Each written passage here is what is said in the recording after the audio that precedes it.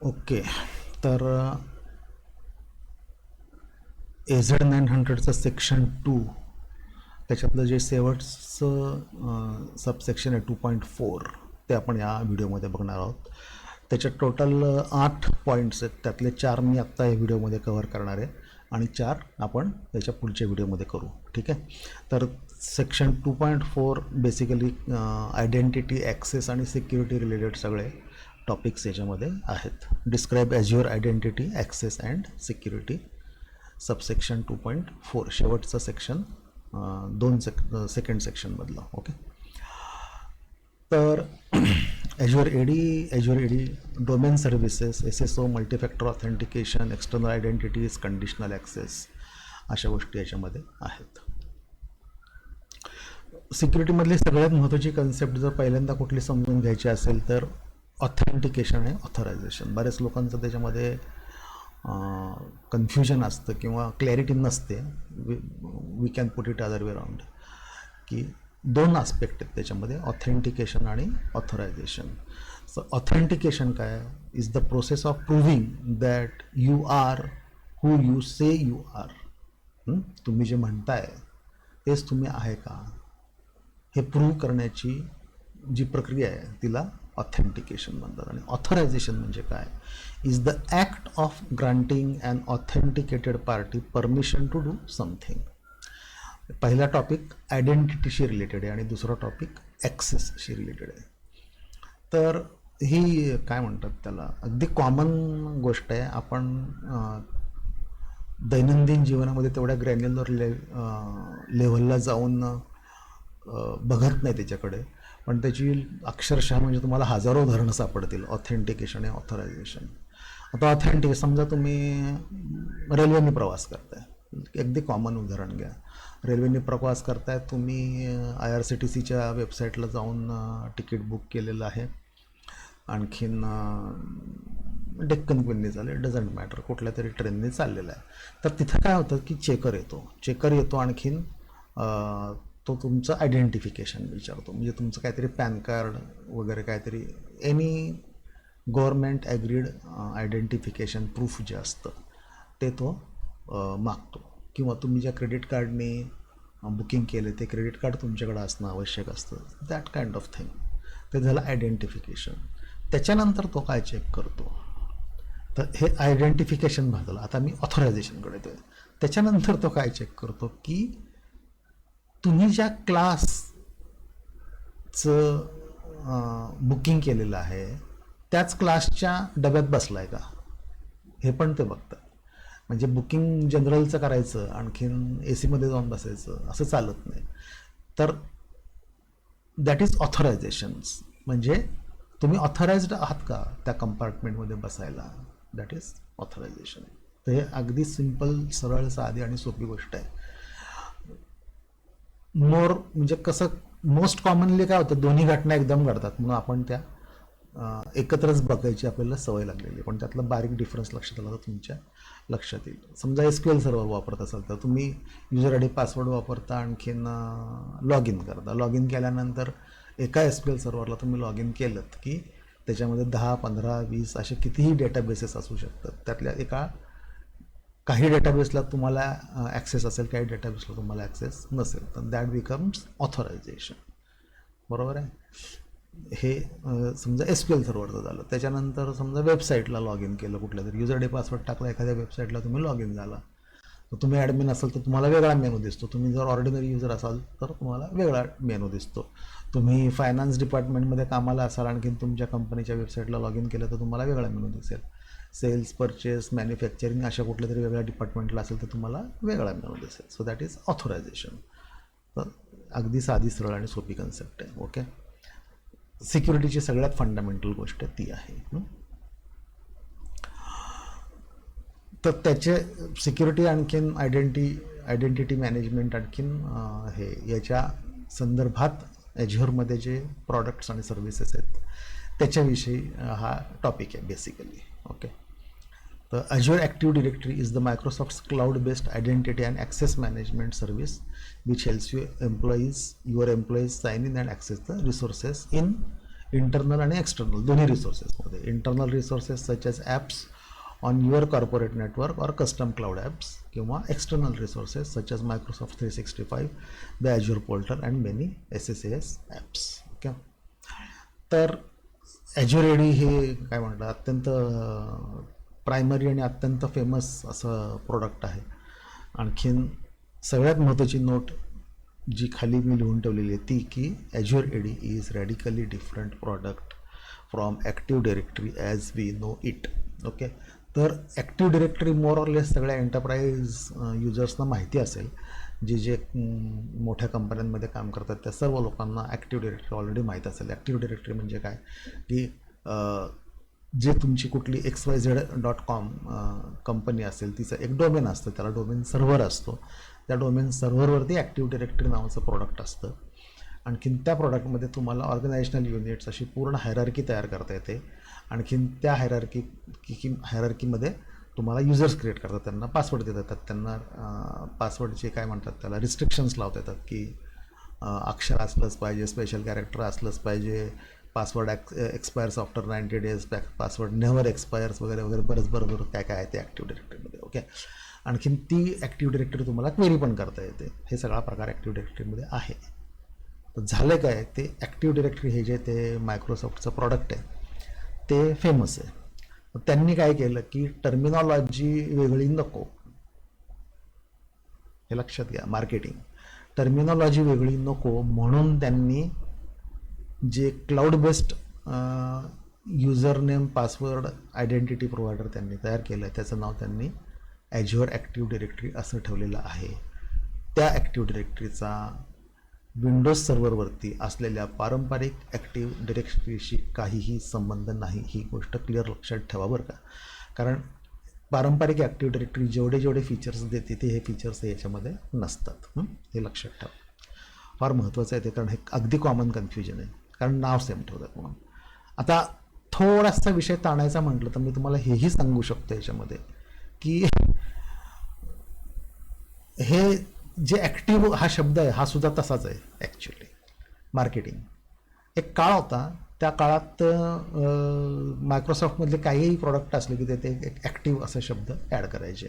त्यातलाच हा active directory हा जो भाग आहे जुना विंडोज सर्व्हर बेसचा तो त्याचाच भाग आहे. त्याची सुरुवात म्हणजे ते ॲक्टिव्ह कॉम्पोनंट असं एक प्रकार होता, तो होता. मग ॲक्टिव्ह सर्व्हर पेजेस, मग ॲक्टिव्ह डिरेक्टरी, मग काय म्हणतात त्याला ॲक्टिव्ह डेटा ऑब्जेक्ट्स म्हणजे ADO.NET. थोडक्यात ADO अगोदर होतं, .NET नंतर आलं. पण .NETमध्ये जेव्हा हे सगळे प्रकार त्यांनी मायग्रेट केले त्यावेळेला परत त्यांची नावं त्यांनी तीच ठेवली, म्हणजे active server pages .NET, active data objects .NET, असं करून ते ॲक्टिव्ह शब्द तसाच ठेवलेला आहे, तो अजून चालूच आहे. तर हे जनरली मार्केटिंग रिलेटेड असतं, म्हणजे लोकांना कानाने ऐकायची जे काय ते ओळखीचे शब्द झालेले असतात ते तसेच ठेवायचे म्हणून ते ठेवतात. बाकी आता ॲक्टिव्ह सर्व्हर पेजेस ही खरंच टेक्नॉलॉजी जर तुम्हाला माहिती असेल काय आहे ते, तर त्याचा MVCमध्ये काही संबंध नाही आहे त्या MVCच्या आर्किटेक्चरचा आणि मॉडेलचा आणि ॲक्टिव्ह सर्व्हर पेजेसचा. तरीसुद्धा प्रॉडक्टचं नाव काय ठेवलं त्यांनी ASP.NET MVC, ओळखीचं वाटावं म्हणून, बाकी काही नाही.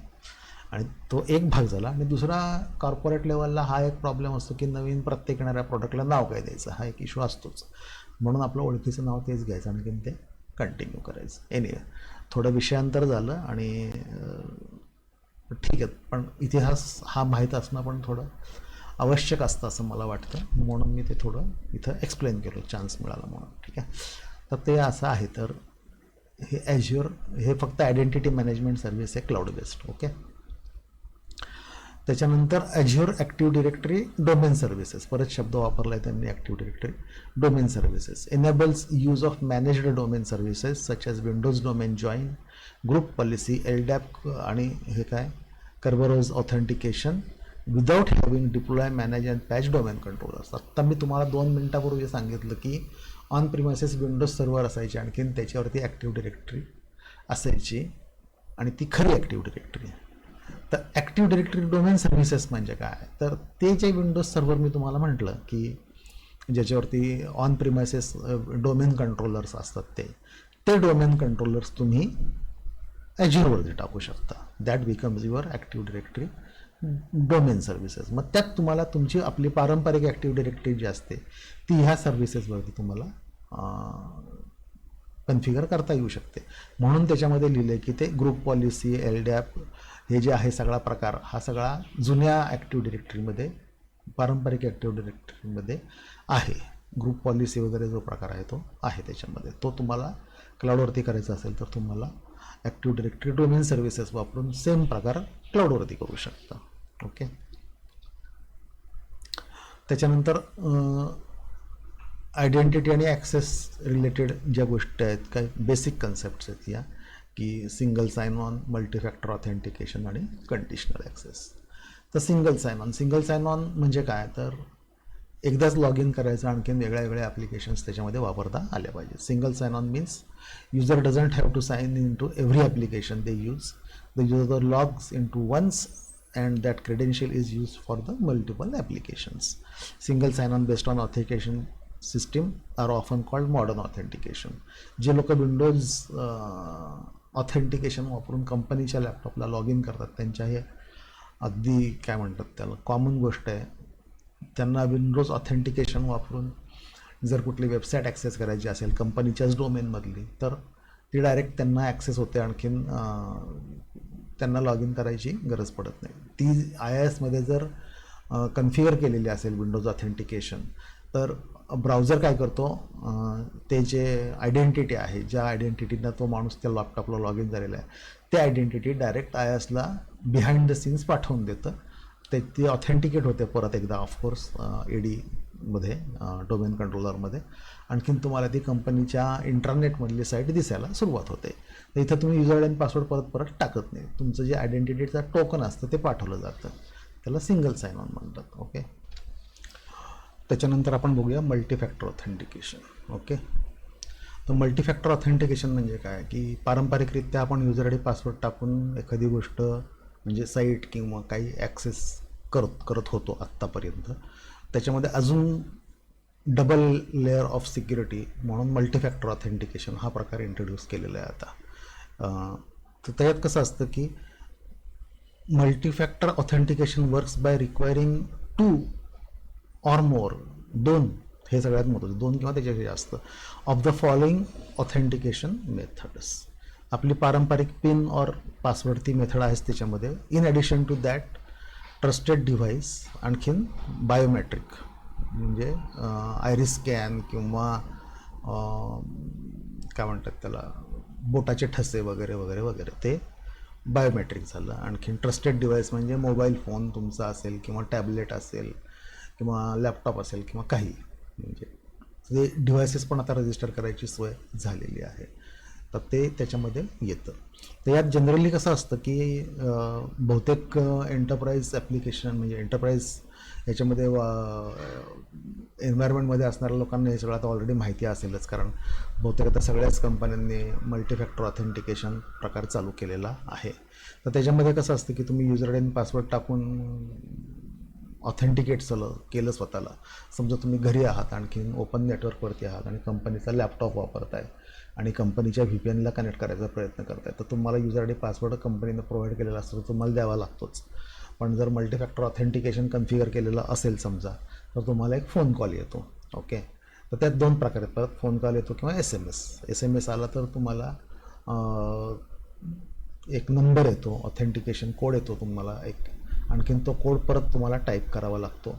आणखीन जर कॉल असेल तर फोन तुमचा वाजायला लागतो, you have to pick up the call. आणखीन त्यात इन्स्ट्रक्शन देतात की तुम्ही काय पाऊंड साईन दाबा, पाऊंड म्हणजे हॅश, ॲक्च्युली ते US मध्ये त्याला पाऊंड म्हणतात, ते हॅश. तर ती की दाबा असं म्हणतात, किंवा कधी कधी असं म्हणतात की कुठलाही नंबर की दाबा, मोबाईल फोनवरची कुठलीही नंबर की दाबा, अशी ती इन्स्ट्रक्शन असते. अकॉर्डिंगली तुम्हाला ते ॲक्शन घ्यावे लागते.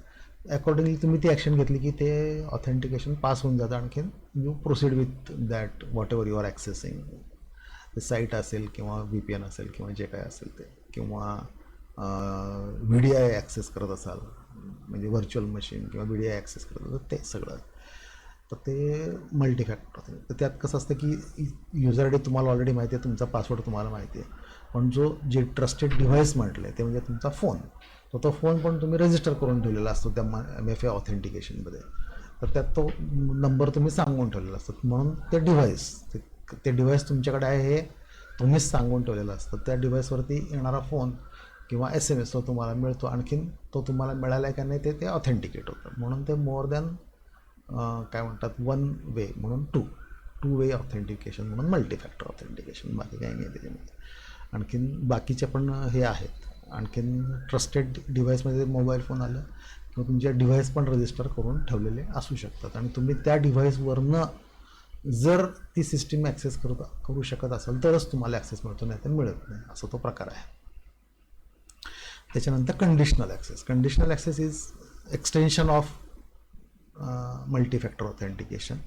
कंडिशनल ॲक्सेसमध्ये कसं असतं की जे मी म्हटलं की डिव्हाइस जर एखादा पर्टिक्युलर डिव्हाइस असेल तरच तुम्हाला त्या डिव्हाइसवरनं तुम्ही जर ते ॲक्सेस करू शकत असाल तरच तुम्ही ते ॲप्लिकेशन वापरू शकता, नाहीतर तुम्ही वापरू शकत नाही. फॉर एक्झाम्पल कित्येक कंपन्यांनी असंही केलं आहे आता की काय म्हणतात त्याला, त्यांच्या इंट्रानेटला वगैरे तुम्हाला ॲक्सेस असतो, तुम्ही तुमच्या मोबाईलवरनं किंवा तुमच्या डेस्कटॉप PCवरनं किंवा तुमच्या स्वतःच्या लॅपटॉपवरनं तुम्ही ते इंटरनेट ॲप्लिकेशन वापरू शकता आणि कामं करू शकता. परंतु काही फाईल्स असतात, ईमेल्सला अटॅचमेंट्स असतात, तुम्ही ईमेल ॲक्सेस करू शकता वेब ॲक्सेसने, पण त्याला जे अटॅचमेंट्स असतात त्या तुम्ही त्याच म्हणजे फक्त कंपनीचा लॅपटॉप असेल तरच तुम्हाला डाउनलोडचा ऑप्शन दिसतो, नाही तर डाउनलोडचा ऑप्शनच दिसत नाही.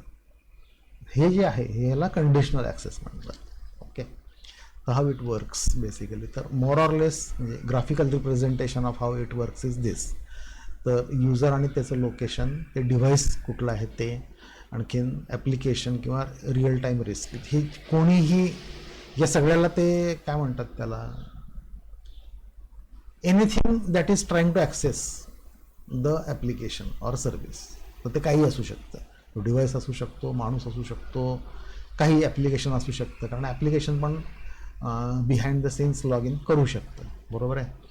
म्हणजे तुम्ही समजा एखादं ॲप्लिकेशन लिहिले की जे ईमेल पाठवतं, तो ईमेल पाठवताना तुम्ही ईमेल सर्व्हरला तुम्ही ते ॲप्लिकेशन लॉग इन करणार, युजर पासवर्ड टाकणार, आणखीन ते ॲक्सेस करणार. मग त्यावेळेला ते it is acting as some entity which is trying to access that काय म्हणतात त्याला सर्व्हिस.